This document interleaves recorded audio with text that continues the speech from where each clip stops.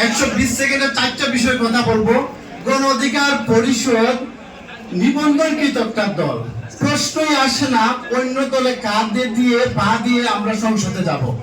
আমি মনে করি জুটে গিয়ে 10 জন এমপির যে গণ অধিকার পরিষদ এককভাবে একজন এমপি হয় যথেষ্ট। গণ অধিকার পরিষদ অন্যান্য দলের মতো বেশি আসে নাই।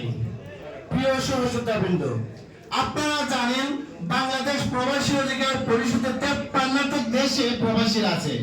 গণ অধিকার পরিষদের কাছে আকুল আবেদন থাকবে আগামী জাতীয় নির্বাচনে যেন প্রবাসীরা ভোট দিতে পারে সে ব্যবস্থা গণ অধিকার পরিষদে করবে।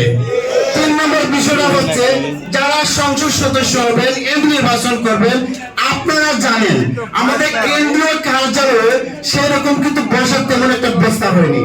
এখানে সবাই নেতা কোনো কর্মী না। সবার কাছে অনুরোধ করবো আমরা প্রবাসীরা যথেষ্ট পরিমাণ আপনাদেরকে সাপোর্ট দেব। আমাদের নিজস্ব একটা কেন্দ্রীয় কার্যালয় থাকা খুবই প্রয়োজন। এই বিষয়ে প্রত্যেকে যদি আমরা চেষ্টা করি, প্রত্যেক ইউনিয়ন থেকে যদি একটা অর্থনৈতিক ভাবে আমরা সাপোর্ট দেই, কেন্দ্রীয় কার্যালয় আমাদের জন্য কোনো বিষয় না।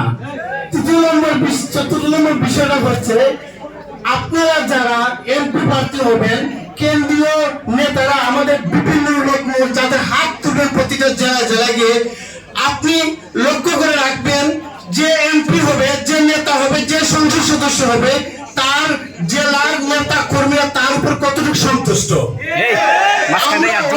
কিন্তু হলুদ কার্ড পাওয়ার প্রাপ্ত এবং হলুদ কার্ড দেখিয়ে দিয়েছে আমাদের যারা এমপি প্রার্থী হবে, বিশেষ করে তাদের উপর একটু নজর রাখবেন। কেন্দ্রীয় কার্যালয় এবং উপকমিটির দায়িত্বে যারা আছেন আপনারা একটু জেলা প্রতি নজর দিন না, দেখুন না তাদের কুমিল্লা কিভাবে চলতেছে। সবাইকে ধন্যবাদ, ভালো থাকবেন, সুস্থ থাকবেন।